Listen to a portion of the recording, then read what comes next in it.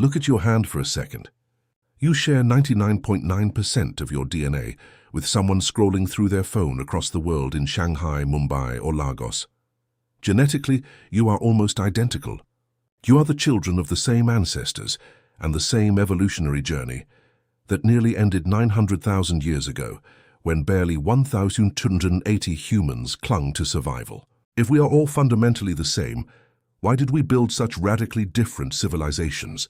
Why did Europeans develop feudal kingdoms with stone castles, while Chinese emperors ruled through centralized bureaucracies spanning thousands of miles? Why did one continent develop gunpowder for fireworks, while another used it to conquer the world? This great mystery is explained not by racial or cultural superiority, but by the invisible hand of geography, the relentless pressure of climate, and the random chances of the agricultural revolution. Let's travel back to around 50,000 years ago. Modern humans had survived the bottleneck, spread across Africa, and were now moving into new territories following coastlines and animal herds.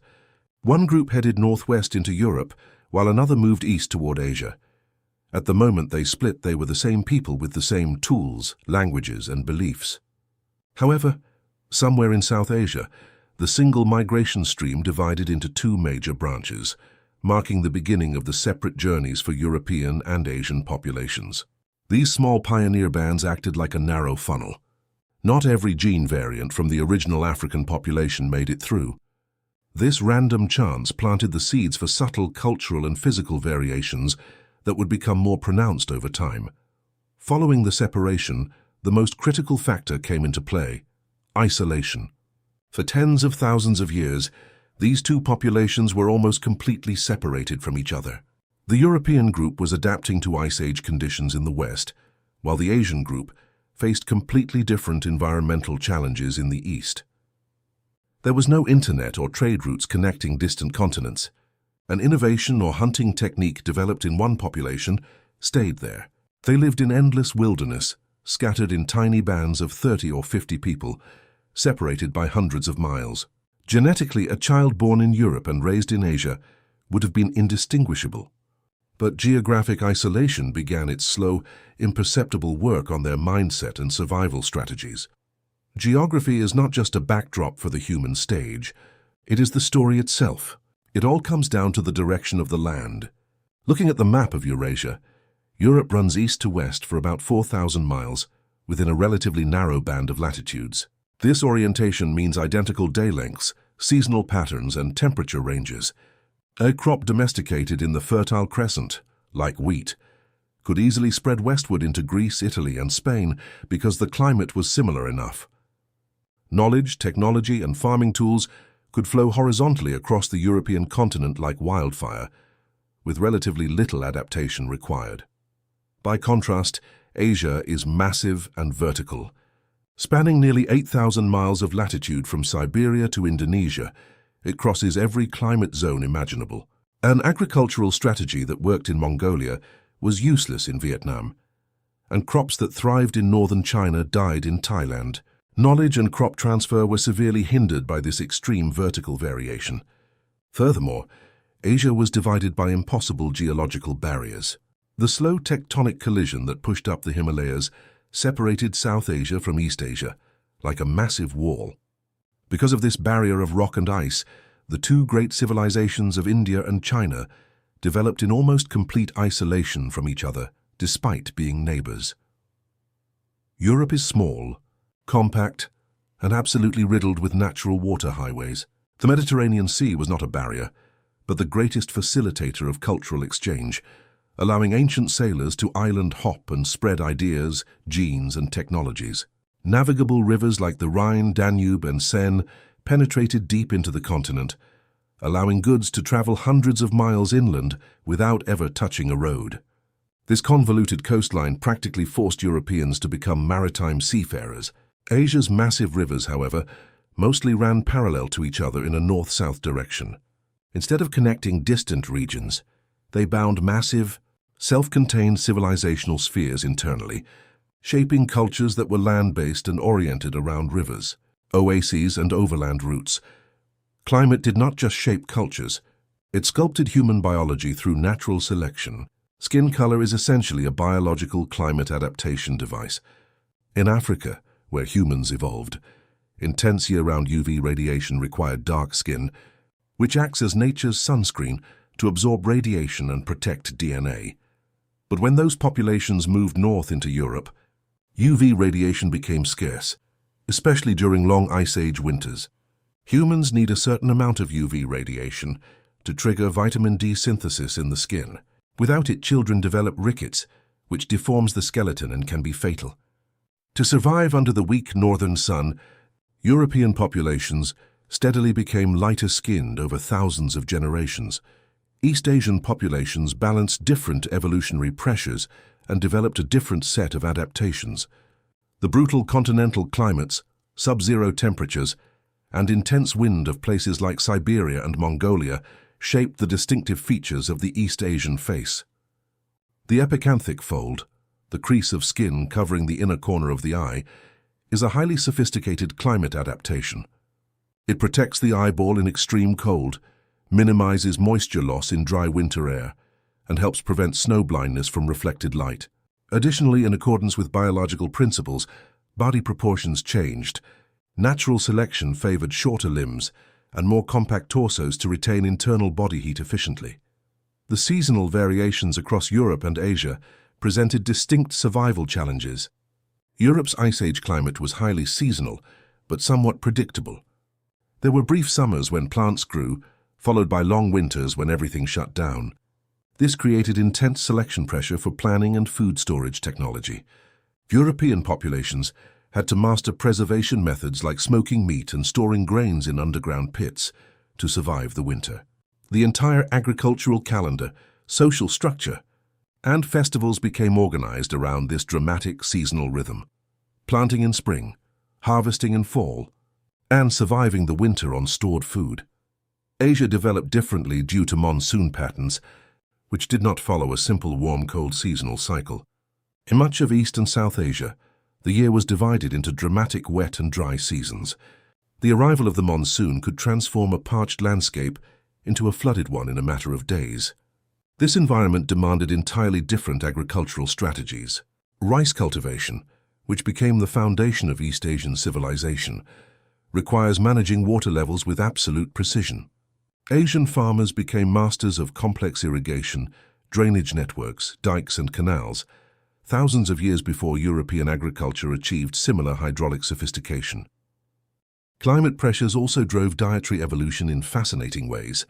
Facing long winters with limited fresh food, many northern European populations evolved a genetic mutation known as lactase persistence. This allowed them to continue digesting lactose into adulthood, providing a critical source of protein and fat from dairy products during winter scarcity. On the other hand, most East Asian populations maintained the ancestral human pattern of lactose intolerance after childhood. Instead, they developed an enhanced genetic ability to digest complex carbohydrates and starches, allowing them to thrive on grain-heavy diets centered around rice and millet. When the agricultural revolution began around 12,000 years ago, the available wild species set civilizations on divergent paths. In the West, the Fertile Crescent provided wheat and barley. Wheat is a relatively low-labor, seasonal crop. You plant it, ignore it for most of the winter and harvest it. Because the work was seasonal, individual families could manage their own fields independently and accumulate private surpluses. This agricultural reality allowed for personal autonomy and laid the foundation for individualist social patterns, where personal achievement, competition, and independence were highly valued. In the East, the cultivation of rice required a completely different social setup. Rice farming is a year-round, incredibly intensive labor process involving flooded paddies, delicate transplanting, and constant water monitoring. Crucially, a single family cannot build or maintain the vast irrigation networks, canals, and dikes required for rice farming. Dozens of families had to work together, sharing labor and water resources, communal layout. Individual autonomy had to be subordinated to group success, creating collectivist social patterns where harmony, cooperation, and collective responsibility became the highest cultural virtues. The Fertile Crescent possessed an incredible geographical advantage in its native animal species. Within a few thousand miles, humans domesticated wild cattle, sheep, goats, pigs, and horses. These herd animals effectively turned grass into meat, milk, leather, and labor. Cattle multiplied agricultural productivity by pulling plows, while horses revolutionized transportation and warfare. Animals also produced manure to enrich the soil. China domesticated pigs and chickens early on, but lacked the same initial variety of heavy draft animals like cattle. This meant Western agriculture quickly became highly mechanized via animal power, while Eastern agriculture remained intensely human labor-oriented, supporting massive population densities per acre through the sheer caloric yield of rice. Language structures and writing systems further shaped how European and Asian minds organized reality. European languages, largely descended from Proto-Indo-European, are heavily obsessed with time and agency. Sentences typically place the individual subject first. I broke the vase, explicitly assigning responsibility and reinforcing the concept of the autonomous self. Many Asian languages, like Japanese or Korean, place the verb at the very end of the sentence, requiring the listener to patiently consider the entire context before drawing conclusions.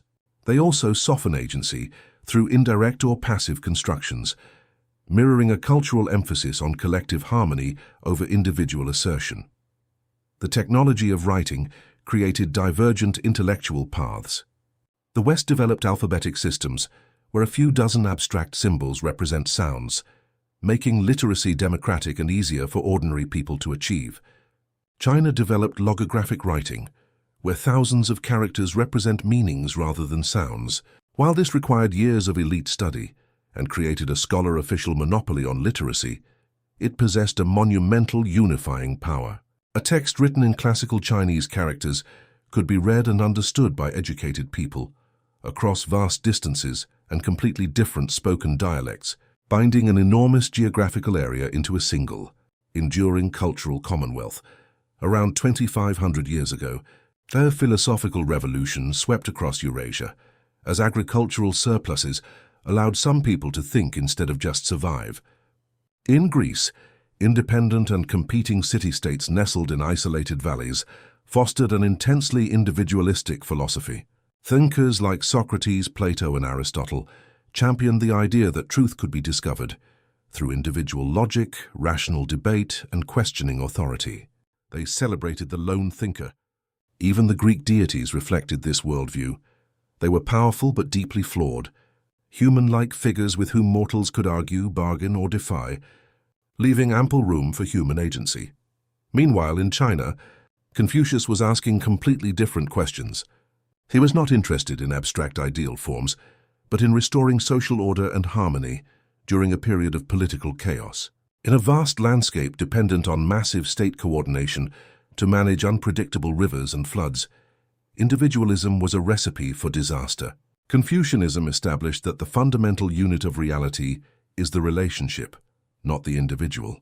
The ideal person was one who fulfilled their duties within the social web, emphasizing respect for ancestors, filial piety, and social roles over personal ambition. This worldview was complemented by Taoism, which advocated aligning oneself with the natural flow of the universe rather than forcing human will upon it. These deep philosophical frameworks dictated how societies related to the natural world. The Western tradition, heavily influenced by the Genesis narrative, viewed nature as a resource under human dominion, giving humans the right and responsibility to subdue and master the earth. This view contributed directly to Europe's aggressive exploitation of natural resources and its technological transformation of landscapes. Eastern philosophies saw humans as an organic part of nature, not separate or superior to it. The goal was coexistence and harmony. Buddhism extended compassion to all sentient beings, seeing them as participants in the same cosmic cycle, which manifested practically in everything from holistic scientific inquiries to landscape arts. Today, the ancient parallel paths of Rome and Han China, of wheat fields and rice paddies, are colliding and blending like never before. Globalization, powered by fiber optic cables and digital networks, has turned the planet into a single, interconnected ecosystem. Western individualist frameworks and Eastern concepts of collective harmony and hierarchy now sit side by side on the same screens and within the same modern cities.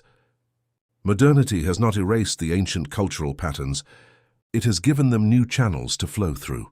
Science and genetics have shown that our biological walls are non-existent, and that we are all the deeply connected descendants of the same tiny African population. Our diverse languages, values, and histories are simply proof of how wonderfully flexible the shared human mind can be when adapting to different corners of the earth.